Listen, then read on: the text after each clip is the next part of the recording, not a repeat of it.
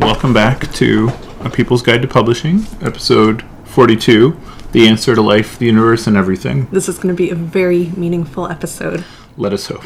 Hey, it's actually on one of my favorite topics. I am your host, Joe Beal, the autistic publisher and the author of A People's Guide to Publishing, which is now in such short supply until the reprint arrives that I do not have a copy within arm's reach. Ooh. This is not a book that I wrote.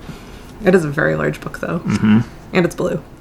I'm Ellie Blue. I am in charge of editorial and marketing here at Microcosm, and I run our website. Today, we are going to talk about one of my very favorite topics, which is time management and prioritization. It is not what you think. Joe, would you like to give us an executive summary of your approach to prioritizing and managing your time? Once you have a certain amount of years under your belt and success, you will find that you cannot walk through your building without seeing something to do or overhearing something that could benefit from your assistance, or could somebody that needs clarification on something, and eventually you get to the point where you have to sort of selectively tune things out and tune things in order to focus on the actual priorities. I would say from relatively recent experience that even as a self-employed person with a newly started up business, sitting alone in your home with social media, you have to do the same thing. Ooh. When you have, say, 20 things on your to-do list and all of them seem like they're urgent and on fire, how do you choose which one to do first?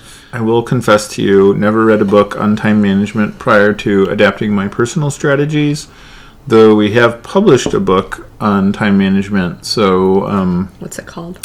From Chaos to Creativity by Jesse Quack, which was the first foray that I've ever had into looking into time management, which also led me into a little bit of Googling, which also led me to believe that once again in life, I have sort of created the same systems that everybody else uses, but thought that I had created them on my own, and did it a little bit backwards, because the way I'm thinking about it is sort of forever the opposite of how other people think about things. So tell us your system. First of all, you have to ask yourself, is this task important? Meaning, like, is it a high stakes item? You know, like sweeping the floor is never a high stakes item unless it is about to majorly impact something else that will have calamitous results if it is not swept. So that would typically be a low stakes item. Like, I do find myself sweeping the floor as I did an hour ago, but that was mostly because I had drilled a hole to rehang our sign, which had fallen off the building, which is a great example of a priority task.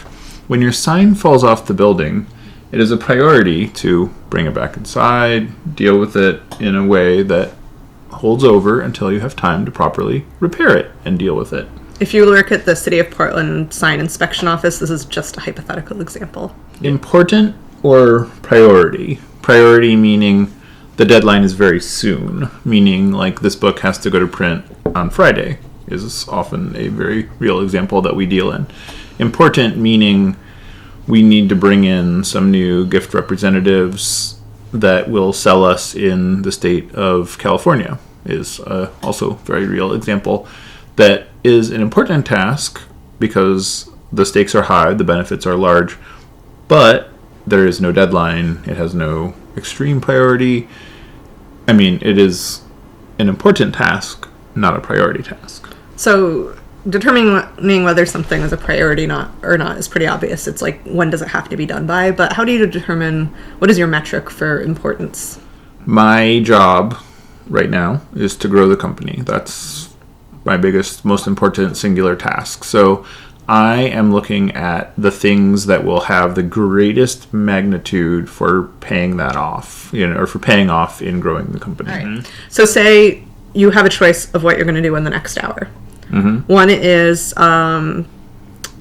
corresponding with gift reps who have the potential to grow our business tremendously. The other is a already scheduled meeting with a staff person who appears to be potentially in crisis, maybe not. And the third one is alphabetizing books that have fallen off the shelving cart and are all in a jumble. How do you choose which one to do for the next hour? Well, you follow the very simple laws of automate, delegate, eliminate. So you can obviously ask somebody else to pick up the books on the floor, because that is not something that requires any sort of specific singular task. And I can, since there is no priority to contacting the gift reps, I know that I can do that later today, and I know that they aren't waiting on me. So if I have a pre-scheduled meeting with a staff person, obviously that should be honored and respected, because that will help them to be more productive, and that will help them to work in their job, and that will help them to excel and feel good about their performance, which is, the mandate of growing the company. Can you talk a little bit more about the value of those different kinds of activities? Like, for instance, I think some people might see a pile of books and be like, well, they're out of order, but that's okay. Like, anyone can put them in order. And that's not like a valuable task. That's actually very menial. And some people might see like having a management meeting as something that could be postponed very easily. Like, there's nothing urgent especially if there's nothing urgent on the table. And yeah, like other people might see like talking to the potential gift reps is this very daunting thing that they would rather put off indefinitely because it's scary. Well, you say, what is the likely annual income from the gift reps? What are they going to bring to the table? How soon will they reasonably bring that to the table? What will other tasks that I will have to embark upon to make that happen and possible? And then you work backwards and you figure out how many hours that will take, and you assign a value to that. When you have people in your organization, you need to invest in those people, because they will not excel if you don't do that. They will be confused and not know what's going on, and just need better direction. And so that is an ongoing task that really should have an hour a week from whoever they report to for them to succeed, and to know that they are succeeding, and to make sure that they are that they are focusing on important and priority tasks, because often that is where they get lost, is seeing that the floor needs swept and the books need alphabetized and things like that. Picking up and alphabetizing the books, managing your employee for an hour, and spending an hour building relationships with potential gift reps. What dollar value would you put on each of those tasks? Mm-hmm. So I would say that picking up the books is at best a $100 an hour task, because there's so many contingencies. It really depends on the fact that somebody's going to be needing to find one of those books, and the impact of them not being able to find it. The fact that somebody else could probably be doing it, the fact that will it be causing greater problems if you don't do it right then? Those are the considerations. And similarly, next up in the chain is investing further in your person, which would be somewhere between $1,000 to $10,000 an hour task, depending on the person, depending on their experience, depending on how high performing they are, depending on what sort of affirmation and feedback they need at this time, to help them focus on their priorities and important tasks, so that they are properly understanding their workflow.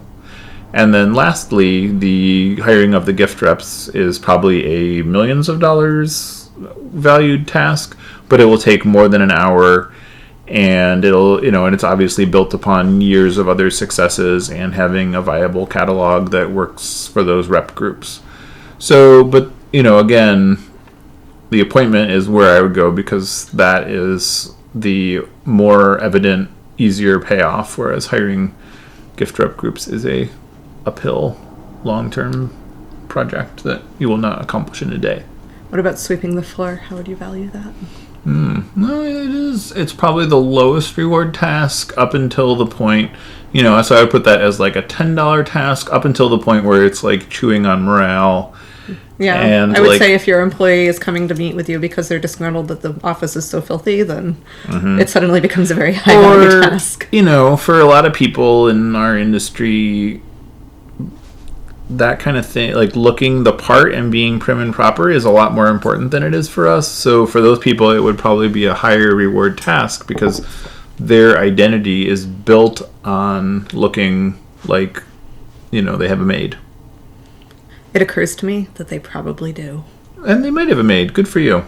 Anyway. Okay, thanks for employing another person. Yeah, publishing. It's a job creator sometimes. Mm-hmm. So that is, I feel like that's like a really great look into how to prioritize, and that's helped me a lot. Like, I definitely had a amazing moment of revelation when you were complaining about some paperwork, and I was like, well, you've invested less than $100 into it because it's taken you less than 3 hours, so you could just drop it and not do it. And you were like, no, I have invested thousands of dollars into it because of the opportunity cost of my time. And I was like... Right. So I try to only focus on 1,000 plus per hour payoff tasks. And not because, like, I value myself, but because that's how I'm successful in my job. That's how, like, I can effectively grow the organization. I feel like we've delivered a neat little package here for those who are ready to handle the reality of the value of time. Yes. Thank you very much for tuning in to the People's Guide to Publishing vlogcast and podcast. This has been People's Guide to Publishing. Once again, this is not a book that I wrote, though it is a book-shaped object. And I remain your host, Joe Beal, the autistic publisher and the author of A People's Guide to Publishing, CEO of Microcosm Publishing. And I'm Ellie Blue, asker of questions and disapprover of... Receiver of answers? Often receiver of books that nobody wants to read. It happens. Thanks so much for joining us once again on A People's Guide to Publishing, the podcast. I am your host, Joe Beal, the autistic publisher. I'm Ellie Blue, the editor who doesn't pay attention to commas.